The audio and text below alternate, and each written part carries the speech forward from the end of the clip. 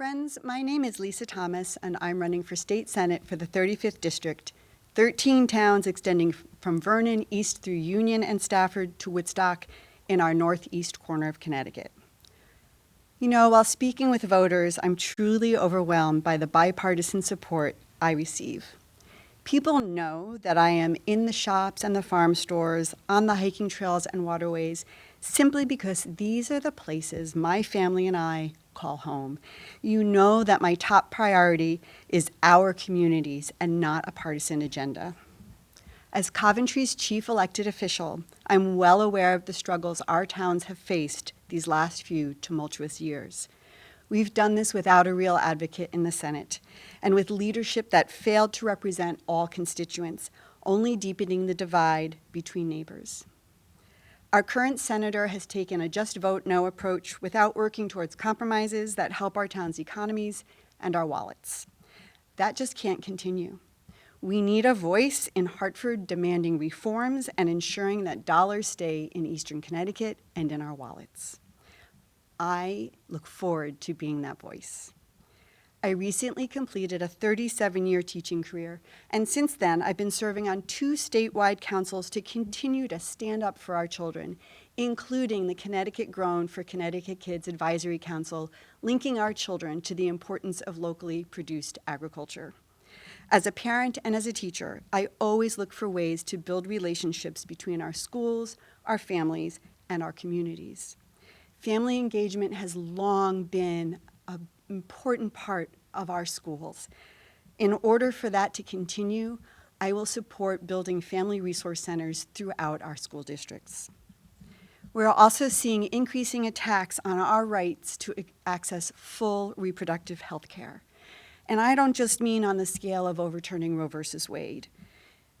In Eastern Connecticut, 3 of our community hospitals have eliminated labor and delivery care and intensive care units.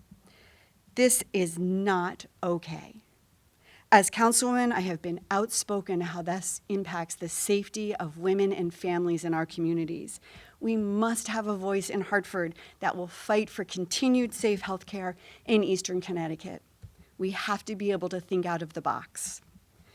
Part of the safety concerns in our towns includes supporting our first responders. As council chairwoman, I am responsible for both the full police department and fire EMS services.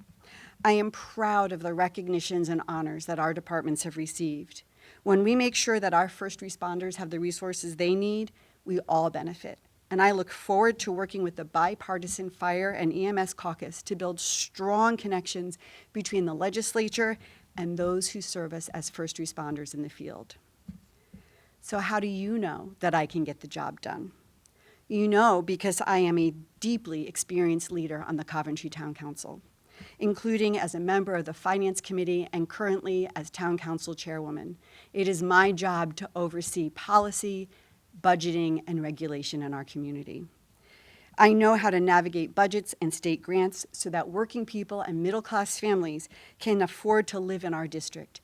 And just this spring, I brought $500,000 into Coventry from the State Bonding Commission, something our legislators have failed to do for a decade. I have consistently advocated for budgets that balance the needs of the community with residents' ability to pay. So I am not afraid to go back and make adjustments when voters ask us to do so. My opponent simply repeats partisan talking points about taxes without any suggestions about how to improve our quality of life. This is because he has not served in any position that requires the tough work of building and passing a local budget.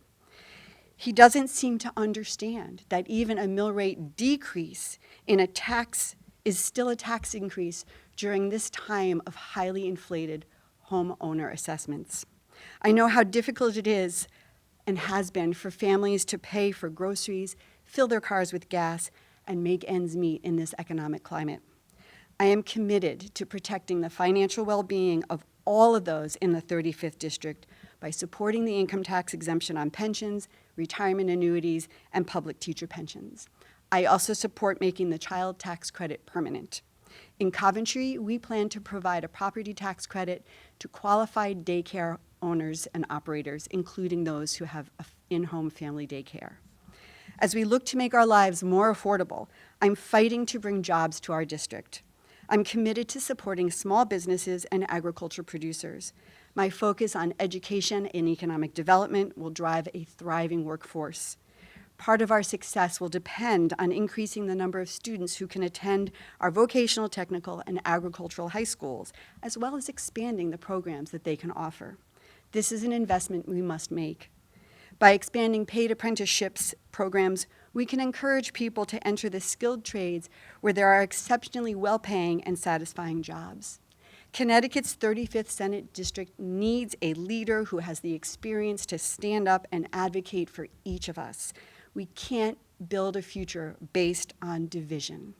We must choose to build a future based on our shared values and on understanding one another's hopes and fears. Wherever you live in the district, I will not leave you behind. I won't back down, and I will always listen to your concerns with an open mind. I look forward to representing you in the State Senate. Please visit lisaforstatesenate.com to learn more about me, and I thank you for your time listening.